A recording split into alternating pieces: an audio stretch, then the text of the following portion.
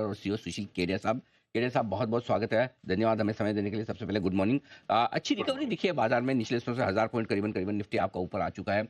आपका व्यू पहले से भी 22,000 के आसपास से लगभग आपके 30,000 तक के बड़े लेवल्स आपके थे। बताएं सर, क्या वो भरोसा थोड़ा और मजबूत होता दिख रहा है? अब इस वक्त क्या है आपकी स्ट्रेटेजी बाजार पर?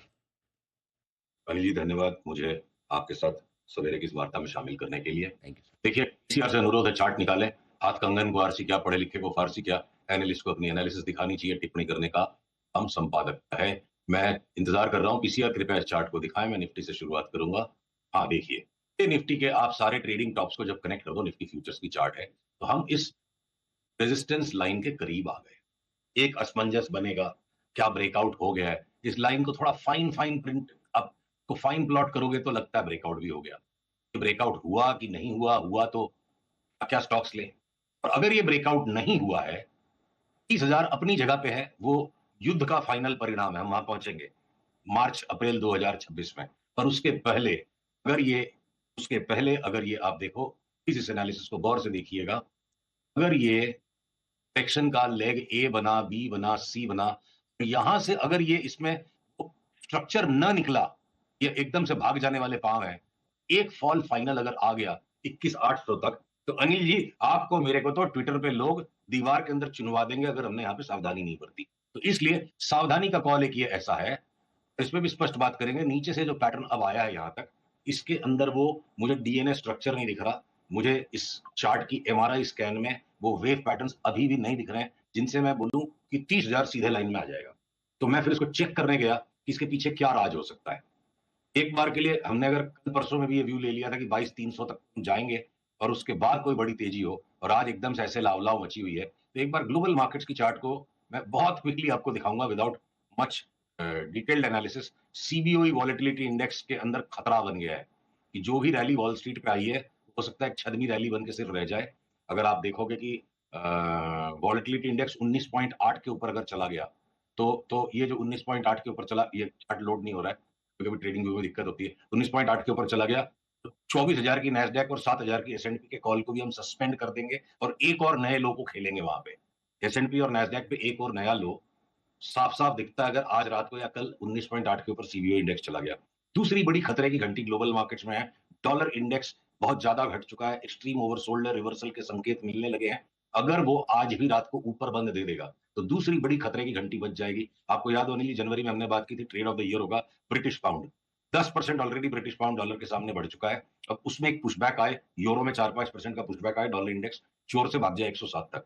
तो सीबीओई वॉलेटिलिटी इंडेक्स और डॉलर इंडेक्स इन दोनों के बढ़ने के खतरे पे अगर वॉल स्ट्रीट और डैक्स ऑलरेडी बहुत भयंकर टॉप बना रहा है, तो एक बार ग्लोबल मार्केट्स की तरफ से पुश आ जाए और निफ्टी की चार्ट पूरी तरह से अगर परिपक्व नहीं है, तो 30,000 के गाने को याद रख के, मतलब ये तो बात हुई नहीं थी कि 30,000 सीधी लकीर में आएगा। हजार हजार पॉइंट के झटके आ सकते हैं और क्या पता एक और नया लो बन जाएगा। मैं उसकी फोरकास्ट अभी नहीं दे सकता।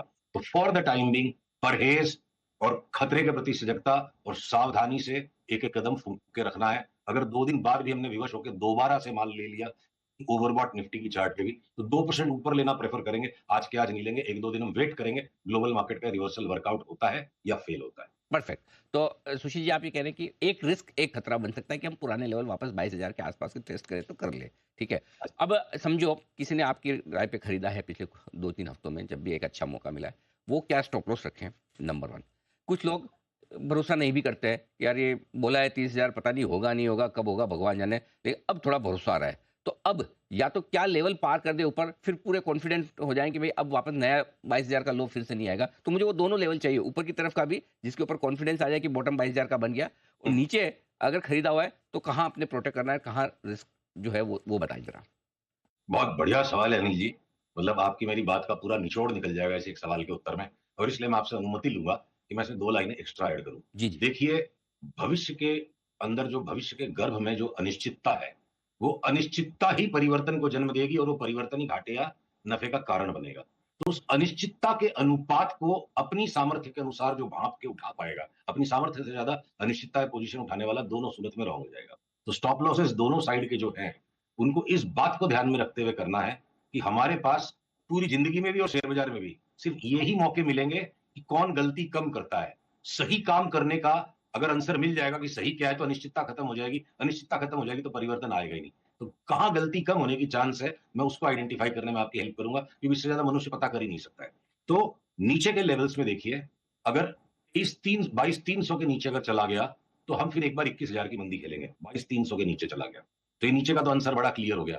और ऊपर के लेवल्स में ऐसा कि चार्ट बहुरूपिया रूप ले सकती है, और इस बहुरूपिया रूप के अंदर में मैं सहारा लूंगा थोड़े कॉम्प्लिकेटेड सेटअप का, कि वॉलेटिलिटी इंडेक्स 19.8 के ऊपर चली जाए वॉल स्ट्रीट में, और एसएनपी और सीएन और नेस्डेक, नेस्डेक 300-400 पॉइंट नीचे बंद आ जाए, एसएनपी 100 पॉइंट इस भाव से नीचे बंद आ जाए, तो ग्लोबल हाराकिरी के भय में मैं एक बार निफ्टी की अपनी जो भी लॉन्ग्स है उनको काटूंगा, तो एक्सट्रीम ओवरबॉट हो चुकी है और ज्यादा मुनाफा दे दी। हो सकता है मैं सीएनएक्स आईटी के स्टॉक्स ले लूंगा, उन पे हम आएंगे, और हम कुछ सिलेक्टिव स्टॉक्स को शॉर्ट करेंगे और एग्जिस्टिंग लॉन्ग्स में हम अपनी stop loss, trailing stop loss, take profit की करते जाएंगे। दूसरा आंसर इसका एक और है, दो तरह के काम कर सकता है कोई भी हमारी सलाह पे, एक शॉर्ट टर्म ट्रेडिंग करे और एक लॉन्ग टर्म के लिए डिलीवरी की बाइंग उठाए। तो कोल इंडिया ओएनजीसी में अगर किसी को यहाँ से 70-80% कमाना है, और 5-6-7% की बर्दाश्त अगर नहीं है, तो वो इन्वेस्टर नहीं बन पाएगा। 1-1% की स्टॉप लॉस लगा के इन्वेस्टमेंट नहीं हो सकता, वो ट्रेडर्स का काम है। तो स्टॉप लॉस जो है ट्रेडिंग के लिए है।